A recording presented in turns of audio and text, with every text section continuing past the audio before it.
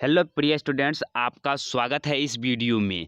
आज हिंदी का परीक्षा है, तो हम आज आपको इस वीडियो में हिंदी के वैसे सब्जेक्टिव क्वेश्चन को अलग किए हैं, तैयार किए हैं, जो आज के पेपर में निश्चित रूप से सेम टू सेम क्वेश्चन आने वाला है।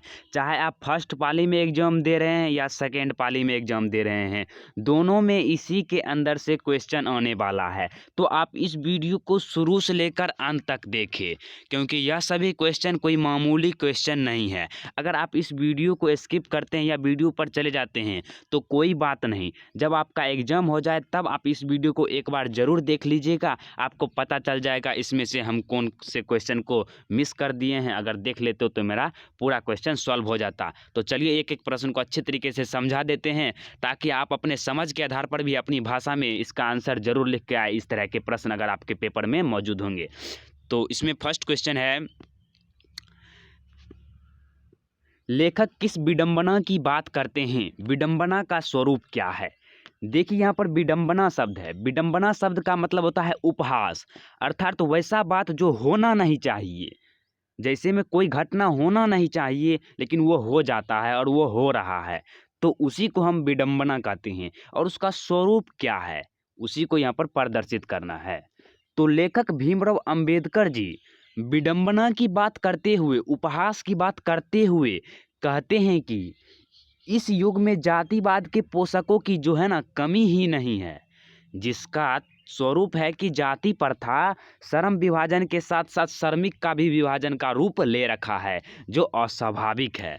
तो इसके कहने का मतलब है कि जातिवाद के पोषकों की तो बिल्कुल भी कमी नहीं है।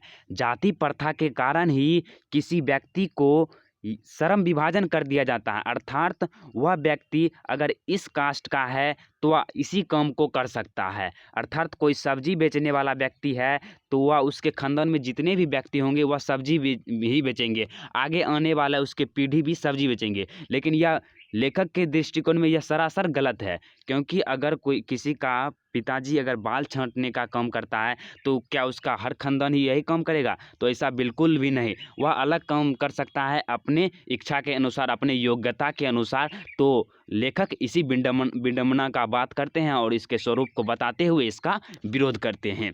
नेक्स्ट क्वेश्चन है, आपको अच्छे तरीके से समझ में आएगा अगर आप इस वीडियो को पूरा देखते हैं। तो दूसरा प्रश्न है, खोखा किन मामलों में अपवाद था? अपवाद का मतलब होता है एक्सेप्शनल, मतलब सबसे अलग। खोखा किन मामलों में था? तो खोखा जो है ना घर के नियमों के मामले में अपवाद था। क्यों अपवाद था तो यहाँ पर आपको पहले बताते हैं, उसके बाद समझा देंगे। देखिए उत्तर, सेन साहब एक अमीर आदमी थे। खोखा उनके बुढ़ापे की आंखों का तारा था, इसीलिए मिसेस सेन ने उसे काफ़ी छूट दे रखी थी। खोखा जीवन के नियमों का जैसे अपवाद था और इसीलिए वह स्वाभाविक था कि वह अपने घर के नियमों का भी अपवाद था। देखिए जो खोखा था ना, उसके पिताजी सेन साहब थे, वह बहुत ही अमीर व्यक्ति थे और उसके आंखों का तारा था, बूढ़ापे का सहारा था। लेकिन खोखा जो है ना उसको बहुत छूट दे दिया था। वह जो चीज़ चाहता था कार को तोड़ फाड़ करते रहता था, उसके घर के सामान को तोड़ फाड़ करते रहता था। लेकिन सेन साहब की जो पुत्रियां थी उसको कोई भी अधिकार नहीं दिया गया था, उसे घर में ही पढ़ना, उतना खेलने का भी उसे अधिकार नहीं था। तो इस मामले में देखा जाए तो खोखा को बहुत अधिकार दिया गया था, लेकिन उसकी जो पुत्री थी उसको ये थोड़ा सा भी अधिकार नहीं दिया गया था। उसके घर में उसको बंद करके रखा गया था। नेक्स्ट प्रश्न है, भारत को पहचान सकने वाली दृष्टि की आवश्यकता किनके लिए वांछनीय है और क्यों? तो भारत को पहचान सकने वाली दृष्टि की आवश्यकता यूरोपियन लोगों के लिए वांछनीय है, क्योंकि भारत एक ऐसी समस्याओं से भरपूर है, अनेक समस्याओं से भरपूर है, जिनका समाधान होना पर यूरोपीय लोगों की अनेक समस्याओं का निदान संभव है। देखिए भारत का पहचान सकने वाले दृष्टि की कमी यूरोपियन लोगों को है। और देखिए भारत में अनेक समस्याओं से भारत हमेशा घिरा रहता है। अगर भारत किसी एक समस्या का अगर हल कर देता है तो यूरोपियन लोगों के हजारों समस्या का जो है ना निदान हो जाता है, हल हो जाता है। नेक्स्ट प्रश्न है, लेखक ने वारेन हास्टिंग से संबंधित किस दुर्घटनापूर्ण दुर्घटना का हवाला दिया और क्यों? तो इसका आंसर आपको लिखना है, लेखक ने वारेन हास्टिंग द्वारा 172 दारिस नामक सोने के सिक्के ईस्ट इंडिया कंपनी के निदेशक मंडल की सेवा में भेजे जाने पर कंपनी के मालिक द्वारा उसका महत्व नहीं समझना एवं मुद्राओं को गला देना दुर्भाग्यपूर्ण घटनाएं कहा गया है, क्योंकि यह एक धरोहर था, अन्वेषण का विषय था। देखिए, जब लेखक ने वारेन हास्टिंग द्वारा 172 दारिस सोने नामक एक सोने के सिक्के, मतलब किसी धरोहर से उसको प्राप्त हुआ था 172, तो यह क्या क्या इस सोने के सिक्के को ईस्ट इंडिया कंपनी के निदेशक मंडल में भेज दिया। लेकिन ईस्ट इंडिया कंपनी की जो मालिक था वह बकलोल था, सीधे बकलोल था। वह इस सिक्का के महत्व को नहीं समझ पाया और इस सिक्का को गला दिया, नष्ट कर दिया, जिस कारण से इस दुर्भाग्यपूर्ण घटना को लेखक ने जिक्र किया है। नेक्स्ट प्रश्न है, नाखून क्यों बढ़ते हैं? यह प्रश्न लेखक के आगे कैसे उपस्थित हुआ? तो नाखून क्यों बढ़ते हैं यह प्रश्न एक दिन लेखक की छोटी लड़की ही ने उससे पूछ दिया, कि उस दिन से यह प्रश्न लेखक के सोचने का विषय बन गया। देखिए, नाखून क्यों बढ़ते हैं यह प्रश्न कौन पूछा? तो लेखक के एक छोटी सी लड़की ने पूछा। क्यों पूछा था? तो क्योंकि उसका नाखून जो है ना बढ़ गया होगा, तो वह कहता था कि हमेशा हमारा नाखून बढ़ जाता है, काटने में दिक्कत होता है। तो उन्होंने एक प्रश्न पूछ ही दिया अपने पिताजी से कि पिताजी नाखून क्यों बढ़ते हैं? तो उसको पिताजी को भी यह सवाल बहुत ही अटपटा लगा और उसके बारे में इन्होंने सोचना शुरू कर दिया। उसके पश्चात नाखून क्यों बढ़ते हैं एक कहानी ही लिख डाला। नेक्स्ट है, प्रश्न है, सफलता और चरितार्थता शब्दों में लेखक अर्थ की भिन्नता किस प्रकार प्रतिपादित करता है? सफलता और चरितार्था शब्दों में लेखक किस तरह से भिन्नता को दर्शाता है? तो इसका आंसर आपको लिखना है, सफलता और चरितार्थता में इस प्रकार की विभिन्नता प्रतिपादित होती है कि मनुष्य मरणोशास्त्र के संचय से तथा ब्रह्म उपकरणों के बाहुल्य से उस वस्तु को पा भी सकता है जिसे वह बड़े आडंबर के साथ सफलता नाम दे सकता है, परंतु मनुष्य की चारित्र्यता जो है वह प्रेम में है, मैत्री में है, त्याग में है, बूढ़ा अपने को सबके मंगल के लिए निशेष भाव से देने वाले में है। नाखून का बढ़ना मनुष्य की उस अंध सहजात वृत्ति का परिणाम है जो उसके जीवन में सफलता ले आना चाहती है। उसको काट देना आत्मबंधन का फल है जो उसे चरितार्था की ओर ले जाता है। देखिए, जो चरितार्था होता है वह क्या होता है? तो वह प्रेम में होता है। अगर आपका प्रेम है, त्याग में है, मैत्री में है, आप दूसरे का मंगल चाहते हैं, शुभ चाहते हैं, तो उसमें जो है ना चरितार्था का बोध होता है। अगर आप कोई सी इस दुनिया में अगर आप सफलता की ओर जाना चाहते हैं तो वह सफलता होता है, और जो आप प्रेम की ओर जा रहे हैं तो वह चरितार्था की ओर जाएगा। नेक्स्ट क्वेश्चन है, नागरी को देवनागरी क्यों कहते हैं? नागरी लिपि को देवनागरी लिपि क्यों कहते हैं? लेखक इस संबंध में क्या जानकारी देता है? तो इसका आंसर आपको लिखना है, नागरी नाम की उत्पत्ति तथा इसके अर्थ के बारे में विद्वानों में बड़ा मत भेद है। बहुत भेद है कि नागरी लिपि का उत्पत्ति कैसे हुआ, इसका क्या अर्थ है। विद्वानों में इसमें हड़कंप मचा हुआ कि इसका क्या मतलब होगा। और एक मत के अनुसार जो है ना गुजरात के नागर ब्राह्मण ने पहले नागरी लिपि का इस्तेमाल किया। जो नागर ब्राह्मण थे उन्होंने ही सबसे पहले नागरी लिपि का जो है ना आविष्कार किया था। नागरी लिपि का इस्तेमाल करता था नागर ब्राह्मण, और इसीलिए इसका नाम नागरी लिपि पड़ा। एक दूसरे मत के अनुसार यह भी है कि काफ़ी नगर सिर्फ नगर है, परंतु काशी जो है वह देवनागरी है, इसीलिए काशी में प्रयुक्त लिपि का नाम देवनागरी लिपि पड़ा। देखिए, नगर तो नगर होता है सब, लेकिन काशी एक देवनागरी है। देवनागरी होने के कारण जो है वहाँ पर प्रयुक्त लिपि देवनागरी लिपि कहलाता है। नेक्स्ट क्वेश्चन है, देवनागरी लिपि के अक्षरों में स्थिरता कैसे आई? मतलब जो है वह स्थिर कैसे हो गया, उसके अक्षरों की संख्या सीमित कैसे हो गया? तो करीब 2 सदी पहले देवनागरी लिपि के टाइप बने और इसमें पुस्तकें छपने लगा। इस प्रकार ही देवनागरी लिपि के अक्षरों में स्थिरता आई। देखिए, 2 सदी पहले क्या हुआ कि देवनागरी लिपि का टाइप बन गया, क्या इतना ही अक्षर जो है देवनागरी लिपि में रहेगा। इतना ही अक्षर देवनागरी लिपि में रहेगा, उसके टाइप बन गए और बहुत सारे पुस्तक भी छप गए। इसके पश्चात क्या हुआ कि देवनागरी लिपि के अक्षरों में स्थिरता आ गई। नेक्स्ट प्रश्न है, नागरी लिपि कब एक सर्वदेशिक लिपि थी? तो ईस्वी 18वीं से 11वीं ईस्वी सदियों में नागरी लिपि पूरे देश में व्याप्त थी, अतः उस समय यह एक सर्वदेशिक लिपि थी। 8वीं से 11वीं सदी के बीच जो है ना, नागरी लिपि एक सर्वदेशिक लिपि थी। नेक्स्ट प्रश्न है, बहादुर अपने घर से क्यों भाग गया? देखिए, बहादुर अपने घर से क्यों भाग गया? क्योंकि उन्होंने जो है ना, हम आपको थोड़ा सा समझा देते हैं पहले, फिर बताएंगे कि उन्होंने अपने भैंसिया को जो है ना बहुत पीट दिया था। भैंसिया को पीट दिया तो उसकी माँ ने उसके बदले जो है ना, जितना भैंसिया को पीटा उतना मार बहादुर को भी मारा। तो बहादुर को गुस्सा आ गया और बहादुर ने सोचा हम घर से ही भाग जाते हैं। नेक्स्ट इसका आप आंसर भी देख लीजिए। देखिए, एक बार बहादुर ने अपनी माँ की प्यारी भैंस को बहुत मार मारा था। माना भैंस मार के काल्पनिक अनुमान करके एक डंडे से उसकी दुगुनी पिटाई की। माँ ने काल्पनिक कर लिया कि इसको इतना मारा था, हम इसको दुगुना मारेंगे। दुगुना मार मारा और लड़के का मन माँ से फट गया और वह चुपके से कुछ रुपया लिया और घर से भाग गया। आप समझ गए होंगे अच्छे तरीके से। चलिए नेक्स्ट प्रश्न की ओर चलते हैं।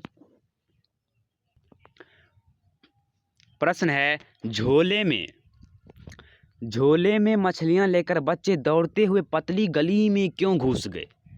जो बच्चे थे मछली कहानी के, वह झोले में लिए मछली को लेकर दौड़ते हुए पतली गली में क्यों घुस गए? तो इसका आंसर आपको लिखना है, झोले में मछलियां लेकर बच्चे दौड़ते हुए पतली गली में घुस गए क्योंकि इस गली में घर नज़दीक पड़ता था, दूसरे रास्ते में बहुत भीड़ थी। तो देखिए, बच्चे झोले में मछली लेकर उस गली में इसीलिए घुसा क्योंकि उससे उसका घर बहुत ही नज़दीक पड़ता था, यहाँ ही उसका घर था और इस फटाफट से यहाँ से घुसते घुसते अपना घर चला गया। अगर दूसरा रास्ता से जा भी सकता था, लेकिन उस रास्ते में क्या था, भीड़ था, जिस कारण से उन्होंने पतले गली में दौड़ते हुए अपने घर चले गए। नेक्स्ट प्रश्न है, मछली को लेकर बच्चों की अभिलाषा क्या थी? तो मछली को लेकर बच्चों के मन में अभिलाषा थी कि एक मछली पिताजी से मांगकर उसे कुएं में डालकर बहुत बड़ी करेंगे। बच्चे का मन में अक्सर यह सवाल रहता है कि हम मछली को लेकर कुएं में डालेंगे और उसे बहुत बड़ा मछली करेंगे। यही अभिलाषा थी, इच्छा थी उसके अंदर। नेक्स्ट प्रश्न है, रंगप्पा कौन था और वह मगम्मा से क्या चाहता था? तो देखिए, रंगप्पा गांव का लंपट और जुआरी था। जो है ना रंगप्पा, मगम्मा जो है दही क्यों बेचती है, इसमें जो है रंगप्पा क्या करता है, वह एक लंपट किस्म का, जुआरी किस्म का एक व्यक्ति था और वह मगम्मा से धन चाहता था, रुपया चाहता था। इतना ही नहीं, वह मगम्मा के अनाथ समझकर उसकी इज्जत भी लूटना चाहता था। कौन? तो रंगप्पा। यह भी प्रश्न आने की संभावना है। नेक्स्ट है, दही वाली मगम्मा कहानी में बहू ने सास को मनाने के लिए कौन सा तरीका अपनाया? तो बहू बुद्धिमती थी, बहू जो है बहुत बुद्धिमान थी। उसने सोच समझकर बच्चे को दादी के पास भेज दिया और बच्चा जब दादी के साथ बाजार जाने को मचल रहा था तो बेटा बहू ने उसे समझाया अपनी गलती भी और उन्हें स्वीकार की और पोता ही समझौते का जरिया बन गया, जो बहुओं की योजना थी। देखिए, बहू ने क्या किया, मगम्मा अपनी सास को मनाने के लिए क्या किया कि अपने बेटे को उसके पास भेज दिया, क्योंकि जो दादी होती है वह अपने पोते से बहुत प्यार करती है।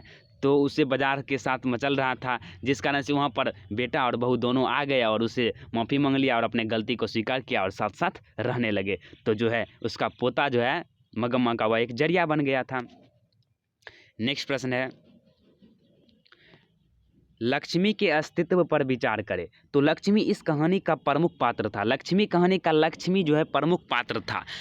उसके व्यक्तित्व में कूट कर दृढ़ता और साहस भरा था। लक्ष्मी के अंदर इतना दृढ़ता और साहस था कि जो एक ग्रामीण महिला थी उस और किसी के अंदर हो ही नहीं सकता है। गांव में मात्र 1 बीघा उसकी भूखंड था, 1 बीघा ही उसका ज़मीन था, पर पूर्व अनुभव के आधार पर न उसने घर छोड़ी और न गांव। अच्युत को भी समाज रक्षा में लगा दिया, अपने बेटे को भी समाज की रक्षा में लगा दिया, क्योंकि बाढ़ आने वाला था। ढहते विश्वास, उसके हृदय में मातृत्व की जलधार बहती है। अच्युत के लिए तो उसने विलंब किया ही मूँछों को से जागने पर एक मुर्दे बच्चे को छाती में भींज लेती है। इस प्रकार लक्ष्मी के व्यक्तित्व में नारी सुलभ मातृत्व के साथ साथ दृढ़ता और साहस का अच्छा मिश्रण है। जो लक्ष्मी है उसमें इतना दृढ़ता और साहस है कि किसी और महिला में नहीं हो सकती है, क्योंकि वह घर में अकेला रहने के उसके पति जो है लक्ष्मण वह दूसरे जगह काम करने जाता था और कुछ ही रुपया भेजता था, लेकिन लक्ष्मी जो है अपने साहस के बल पर घर भी चलाता था और खेती बाड़ी भी करता था। 1 बीघा जो उसके पूर्वज के द्वारा ज़मीन छोड़ा गया था उसमें वह खेती भी करता था और अपने बाल बच्चे का भी भरण पोषण करता था और वह खुद दूसरे तरह से किसी तरह से चिट-पुट काम करके अपने घर को चलाता था। और इस तरह से देखा जाए तो जो लक्ष्मी है वह नारी सुलभ मातृत्व के साथ साथ दृढ़ता और साहस का अच्छा मिश्रण है उसके अंदर। नेक्स्ट है, माँ मंगू को अस्पताल में, माँ जो है मंगू होगा, मंगू को अस्पताल में क्यों नहीं भर्ती कराना चाहती थी, विचार करे। तो माँ समझती थी कि मैं माँ होकर सेवा नहीं कर सकती तो अस्पताल वालों को क्या पड़ी है। अपंग जानवर की गौशाला में भर्ती कर अपने जैसा ही या कहा जाएगा। उसे कौन प्यार से खिलाएगा, कौन टट्टी पेशाब कराएगा, गीला बिछावन कौन बदलेगा और कौन साथ सो लाएगा। इन बातों को सोचती हुई वह अपने शरीर से उत्पन्न पुत्री को अस्पताल में भर्ती करना नहीं चाहता था।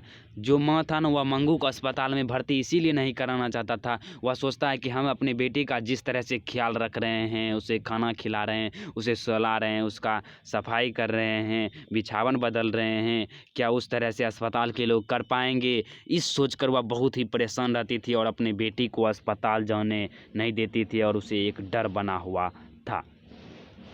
नेक्स्ट क्वेश्चन है, प्रश्न है, बड़े डॉक्टर के अधीनस्थ डॉक्टरों से पप्पाती को अस्पताल में भर्ती कर लेने के लिए क्यों कहा, विचार करें। देखिए, मधुरी अस्पताल के बड़े डॉक्टर ने पप्पाती की अच्छी तरीक़ा से परीक्षा लेने के बाद एक्यूट केस ऑफ मेनिंजाइटिस रोग निर्णय लिया कि उसको जो है ना मेनिंजाइटिस का रोग हो गया जो बहुत ही खतरनाक था। अतः उसने अधीनस्थ डॉक्टर धनशेखरन को तुरंत एडमिट करने को कहा, क्योंकि डॉक्टर चाहता था कि इस बीमारी का हम इलाज कर सकें ताकि दूसरे लोगों को भी अच्छे से इस बीमारी का इलाज हो जाए, और यह बहुत ही खतरनाक बीमारी था। नेक्स्ट प्रश्न है, सीता अपने ही घर में घुटन महसूस करती थी, क्यों। तो देखिए क्यों करती थी, तो सीता विधवा होने के बाद बेटे और बहुओं से उपेक्षित हो गई थी। बात बात पर उसे मात्र 2 रोटियों के लिए ताने सुनना पड़ते थे। इससे वह सर्वदा अपमानित महसूस करती थी। उसे लगता था कि धरती आकाश सिमटकर बहुत छोटा हो गया है, इसीलिए सीता अपने ही घर में घुटन महसूस कर रही थी। देखिए सीता जो है उसके 3 बेटे थे ना, एक में कैलाश था और वह जो है ना अपने घर में बहुत ही महसूस कर लेता, लेकिन उसको अपने तीनों बेटे जो है जब उससे रोटी मांगता था तो उससे ताने सुनना पड़ता था। उसकी बहू से ताने खूब मारती थी कि आप उसके यहाँ जाकर खा लो।